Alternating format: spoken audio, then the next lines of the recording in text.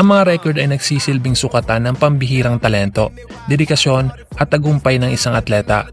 Ngunit may ilang record na umaabot sa antas na tila napakahirap ng malampasan, kahit pa sa paglipas ng maraming taon. Ang ilan sa mga ito ay sadyang imposible ng basagin, sa kabila ng pag-usbong ng mga bagong atleta, makabagong teknolohiya at patuloy na pag-unlad ng mga training methods. Sa video na ito, tatalakayin natin ang iilan sa mga pinakamahirap at halos imposibleng mabasag na record sa kasaysayan ng sports. Mga record na hanggang ngayon ay patuloy na hinahamon, ngunit nananatiling nasa tuktok.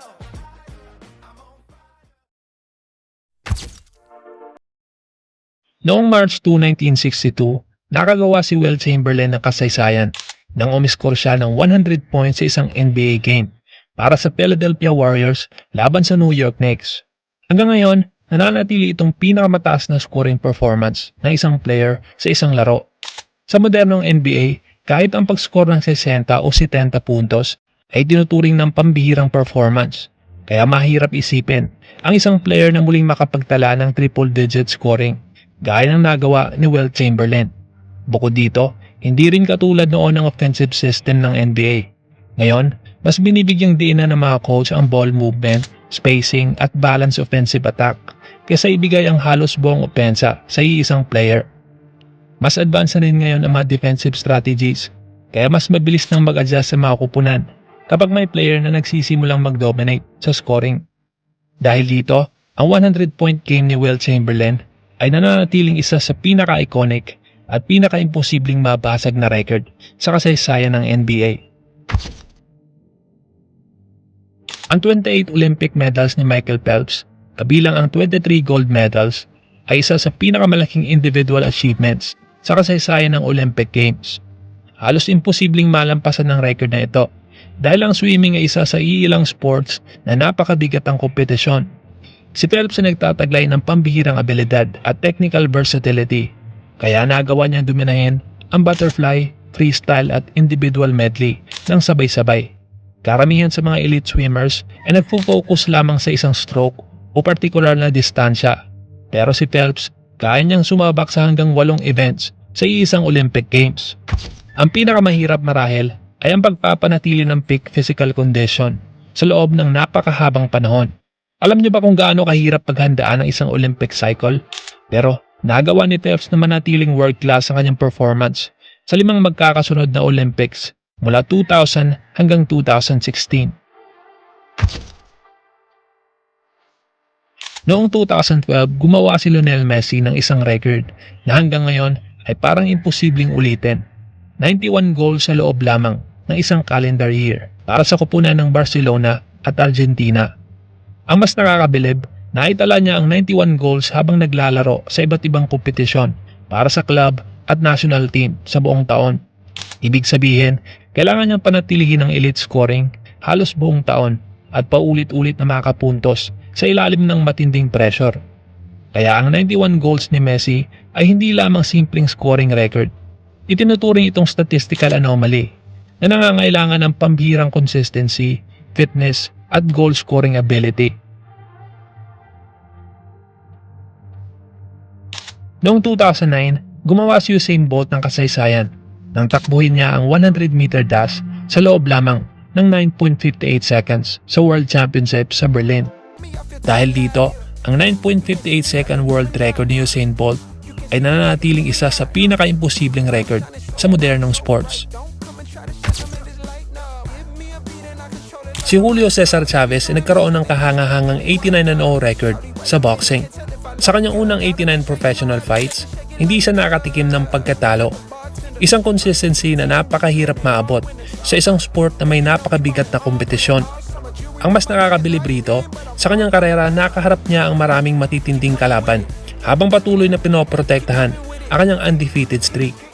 Sa loob ng maraming taon, naging isa siya sa pinakadominanting boxer sa kanyang panahon at nakilala sa kanyang pressure fighting, matinding body shots at napakataas na stamina. Umabot sa puntong halos 9 na taon siyang hindi natalo bilang professional boxer. Tuluyan lamang natapos ang kanyang unbeaten streak taong 1994 nang masilat siya ni Frankie Randall. Dahil sa kombinasyon ng kanyang longevity, consistency at consecutive wins, Ang 89-fight unbeaten start ni Chavez ay isa sa mga boxing record na napakahirap pantayan, lalo na sa modernong panahon na minsan na lang lumaban ang mga boxer ngayon.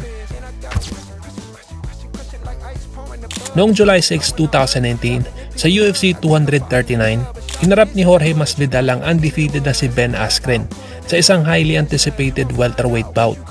Nang tumunog na ang bell, mabilis na sinalubong ni Masvidal si Askren ng isang flying knee na naging pinakamabilis na official knockout sa kasaysayan ng UFC. Isa ito sa pinaka-iconic na sandali sa kasaysayan ng MMA at isang record na maaring manatili sa mahabang panahon.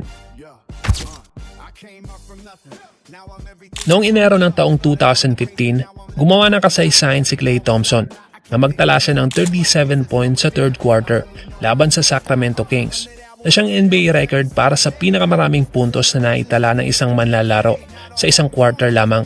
Sa game na ito, nagtala siya ng 13 out of 13 mula sa field, kabilang ang perpektong 9 out of 9 mula sa 3-point range. Perpekto rin siya mula sa free throw line na nakapagtala ng 2 out of 2. Sa kabuuan, umabot sa 37 points sa kanyang naitala sa loob lamang ng isang quarter nang hindi nagmimintes kahit isang field goal attempt. Pagkatapos ng laro, tinalo ng Warriors ang Sacramento Kings sa score na 126-101. Natapos naman ni Thompson ang buong laro na may 52 points. Ang kanyang 37-point quarter ay naging isa sa pinaka-impresibong individual scoring performance sa kasaysayan ng NBA. Si Manny Pacquiao ang natatanging boksingero sa kasaysayan na nakapag-uwi ng mga world title sa loob ng 4 na magkakaibang dekada mula 1990s, 2000s, 2010s at 2020s. Nagsimula ang makasaysayang tagumpay na ito noong Disyembre ng taong 1998 na makuha niya ang WBC flyweight title sa edad na 19 anyos. Sa buong dekada ng 2000 at 2010, patuloy na namayagpag si Manny Pacquiao sa iba't ibang weight class hanggang sa tuluyan niyang maitatag ang kanyang pangalan sa mundo ng boxing. Nakamit niya ang kanyang 4th decade title noong Hulyo 2019 nang talunin niya si Keith Thurman upang makuha ang WBA Welterweight Championship sa edad na 40. Naipagpatuloy niya ang kanyang paghawak sa titulo hanggang 2020 at opisyal na nakumpleto ni Manny Pacquiao ang kanyang pambihirang record ng pagkakaroon ng World Championship sa loob ng 4 na magkakaibang dekada. Hawak ni LeBron James ang NBA all-time scoring record. By 2026, nagawa niyang pahabain pa ang kanyang kabuuang puntos na umabot na sa mahigit 43,400 career points. Nakagawa siya ng gap na sobrang layo na walang ni isang active player ang kayang makahabol pa. Napakahirap basagin ng record na ito dahil nangangailangan ito ng kombinasyon ng mataas na scoring production, consistency at napakahabang karir. Day I can't give the game everything on the floor, is the day I'll be done. Lucky for you guys, that day is not today. Habang karaniwang bumababa ang scoring ng mga elite players pagdating ng kanilang mid-30s, nagawa pa rin ni LeBron na manatiling produktibo kahit wala na sa kanyang prime. Isa rin sa pinakamalaking hadlang na mahihirapan ng sino mang basagin ang record na ito ay ang durability. Dahil kailangan manatiling healthy ng isang manlalaro sa loob ng halos 2 dekada upang magkaroon ng realistic na pagkakataong malampasan ito. Ang mga batang players tulad ni Luka at Victor Wembanyama ay mangangailangan ng mahigit 20 taon ng napakataas na scoring production upang mabasag ang record na ito ni LeBron. Karamihan sa mga elite boxers sa mundo ay karaniwan lamang umaabot ng 2 o 3 weight division.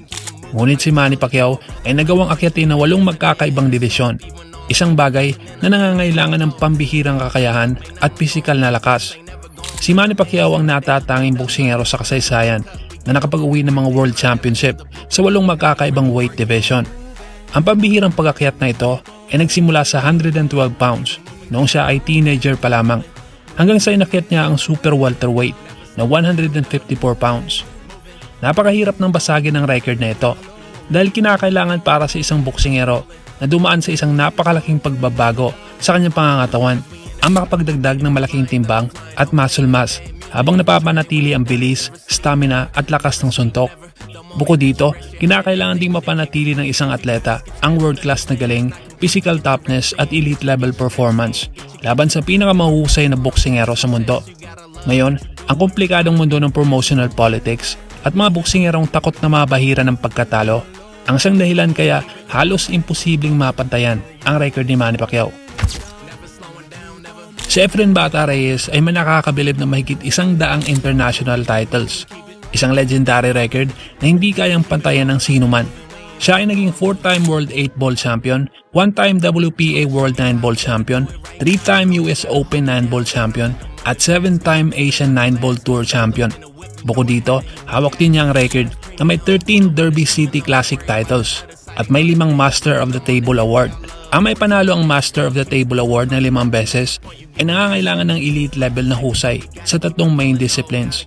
Patunay lamang ito kung gaano kalayo ang gap ni Efren sa ibang manlalaro sa mundo. Kaya kapag pinag-uusapan ng greatest pool player sa kasaysayan, hindi na kailangan tanungin kung kabilang ba si Efren sa listahan. Ang mas malaking tanong na lang ay kung meron pa bang ibang manlalaro na kayang pantayan na kanyang mga achievement.